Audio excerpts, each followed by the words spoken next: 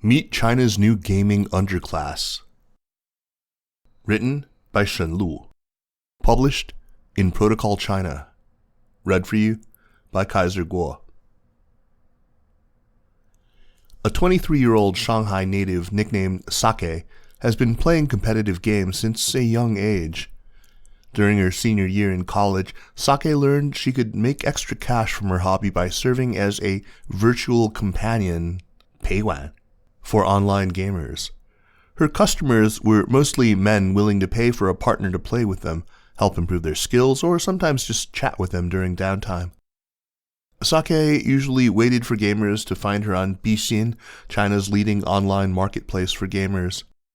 Proactive Peiwan can find clients by grabbing orders that are already priced. Other times, companions enter an order distribution hall, Paidanting, where they line up in front of a customer and a host to show off their voices.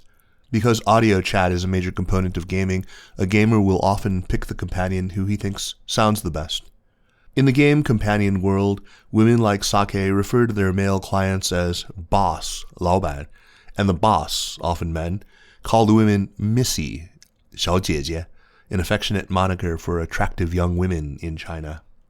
After graduating last summer, Sake has had difficulty landing a job amid China's COVID-affected labor market, so she's continued working as a part-time Peiwan to scrape by while looking for full-time work. She charges the equivalent of $3 per hour for her services, which primarily involve playing Overwatch with clients she's matched with on Bixin. Sake's rates are set low because the game she's most skilled at playing, Overwatch, a team-based multiplayer game published by Blizzard Entertainment, is far less popular than hits like League of Legends.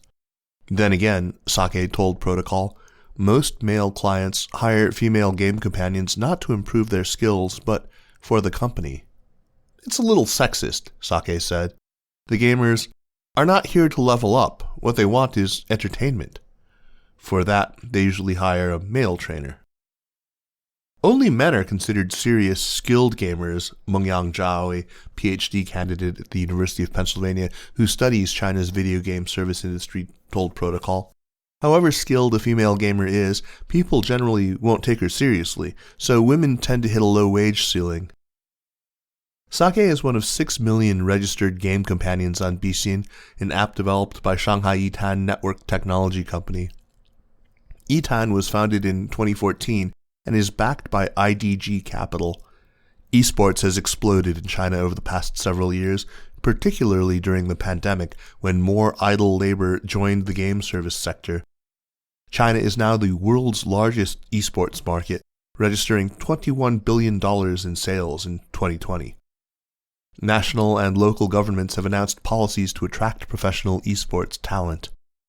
Last year, the China Communications Industry Association's esports branch, a trade organization, designated game companions as a profession, but most Peiwan on platforms like Bixin are casual gamers like Sake, not certified by the association.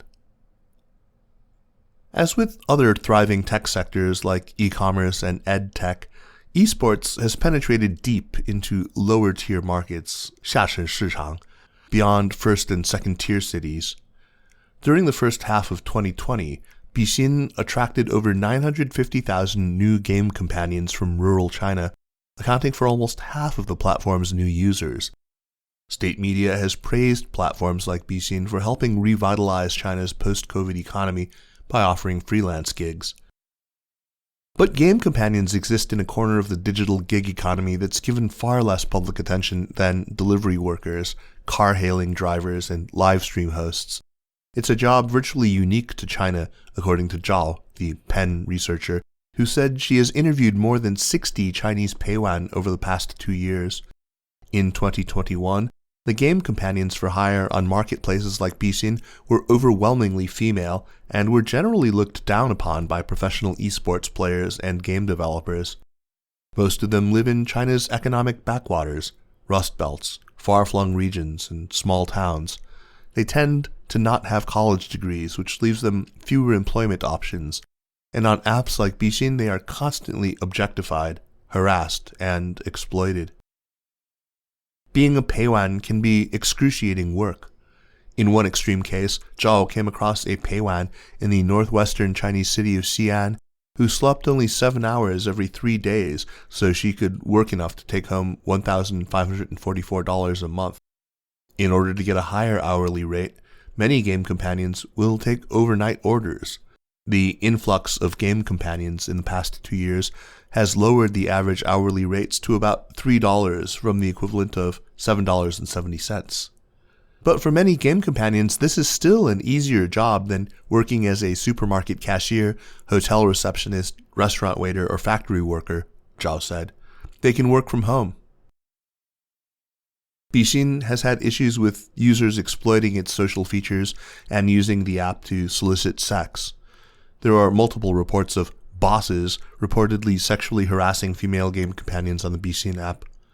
Last year, regulators in Shanghai summoned Bixin executives for talks and ordered it to pause one social feature that was harmful to the physical and mental health of minors, and told it to improve its content moderation mechanisms.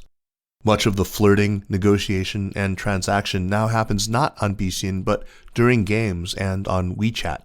Bixin matches bosses with missies through a combination of AI and manual selection processes. Many of the profile photos, good-looking young women, are fake. The key determining factor for a boss to pick the companion he prefers is her voice.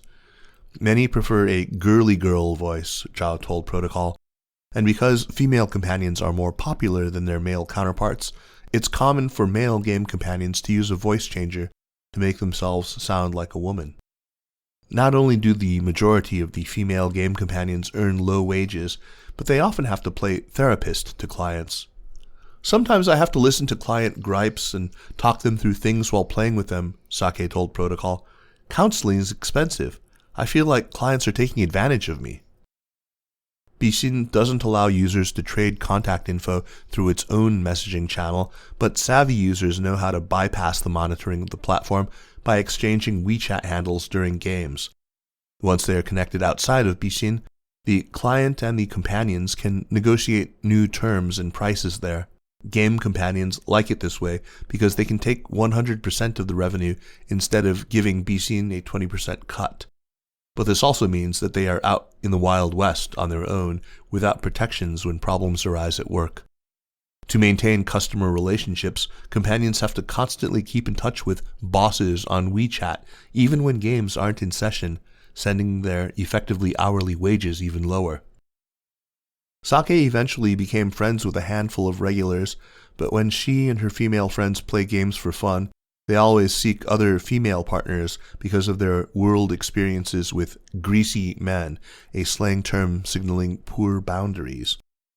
There are generally 2 types of bosses, Sake told Protocol. They either suck up to women or they're misogynists.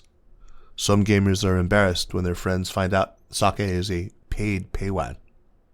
It's like, I'm the waitress pouring drinks for the men. China Stories, produced by SupChina, brings you the best writing from all the top English language outlets writing about China. Sign up for SupChina's free newsletters at www.supchina.com/newsletters. We deliver a feast of China news and views straight to your inbox from our China Stories partners and more.